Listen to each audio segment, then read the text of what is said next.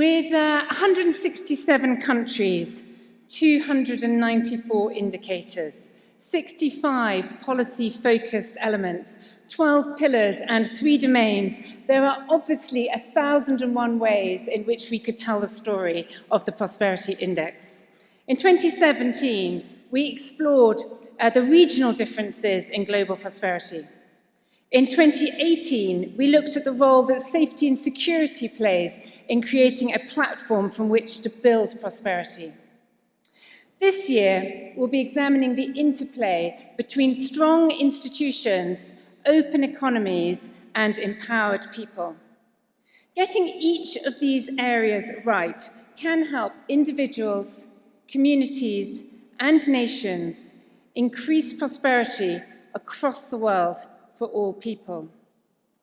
Here to join me tonight in unpacking the findings of the index from this perspective is the Legatum Institute's Director of Policy, Dr. Stephen Brien.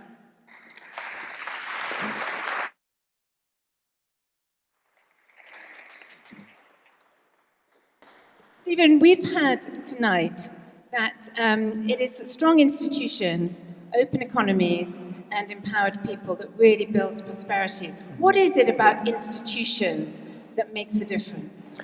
Thanks, Philippa. Well, Stephen's losing his voice, so he's going to battle through this one. Let me start by unpacking what we mean by institutions. They capture the complex web of relationships, both the formal and the informal, that basically map out how societies and individuals engage with each other. It's the glue that holds society together, the safety and security, the extent to which people can enjoy freedoms, the way in which societies are governed, and of course also the trust and support that you get within a community where you live. But unfortunately, what you've seen in the video is that aspects of institutions are fraying around the world. Now, one part of that we saw and we pointed on last year was the fact that safety and security is declining. Good news, thank goodness, is that as a result of improvements in places like Ethiopia and Eritrea, there has been a positive uptick in the last year or so in safety and security. But beyond that, the broader trend is one we need to be worried about, because institutions really, really matter, as you said. And I think it's well known that institutions are really critical for economic success. But one of the things that the index, because the way it's constructed, has been allowing us to do is also to explore the relationship between institutional strength and social well-being, for example, health, education, living conditions.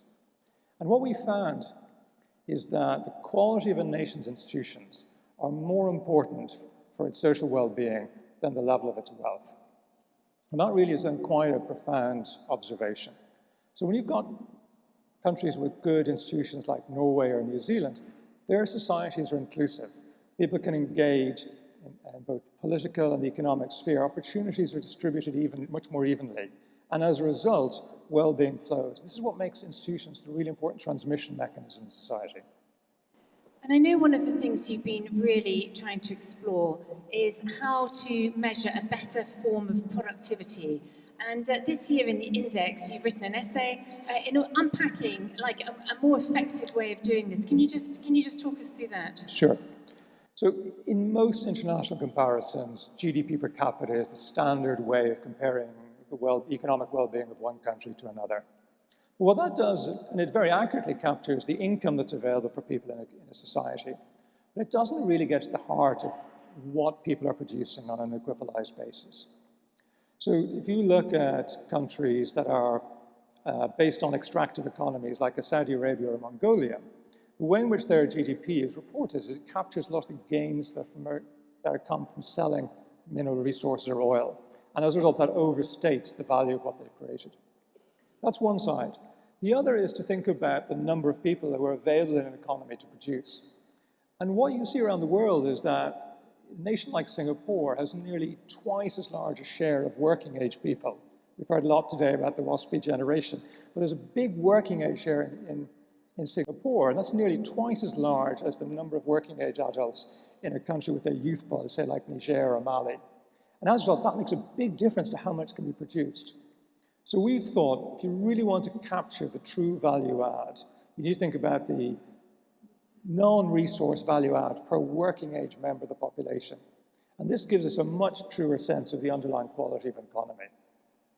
And one of the things the index does really well is it looks at how nations are developing.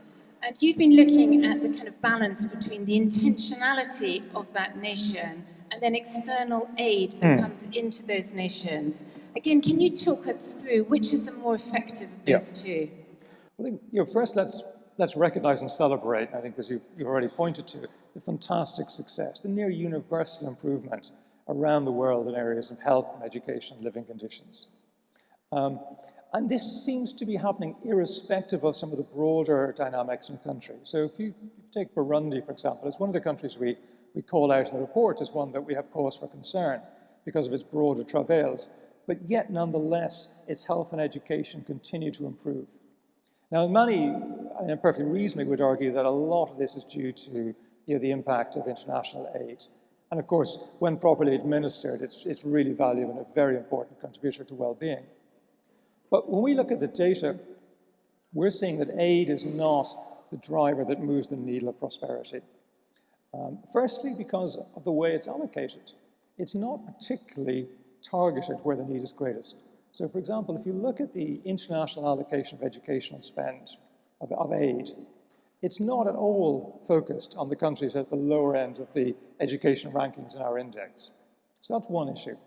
The other is, when you look at the countries that receive the most aid, they're not the ones who improve the most in health or education. The countries in the developing set of the index that improve the most are those who put the most of their own resources, their own money, and their own intentionality into it. So, for example, if you look at Botswana, you go back to the 1960s, it was entirely dependent on aid. But steadily over the years, it has developed its own programs, it now drives its own reforms. And it's the quality of its institutions that have allowed it to take its own, chart its own course, and really make quite a difference. And I think this is what we're seeing, that these changes need to come from within. Aid can accelerate and can help, but ultimately, the change comes from within. And then lastly, I think lots of people ask us, so who's getting it right? Like, obviously, there's some news in this index. Who's at the top of our index?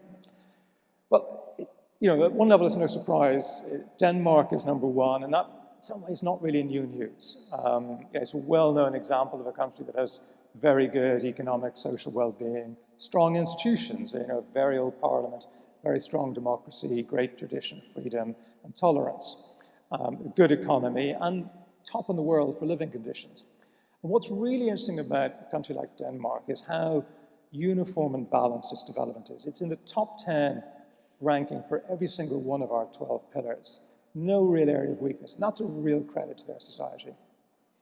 Dr. Stephen Brien, congratulations to you and the whole of the Prosperity Index team for all of your work, and thank you so much. Thank you. Thank you.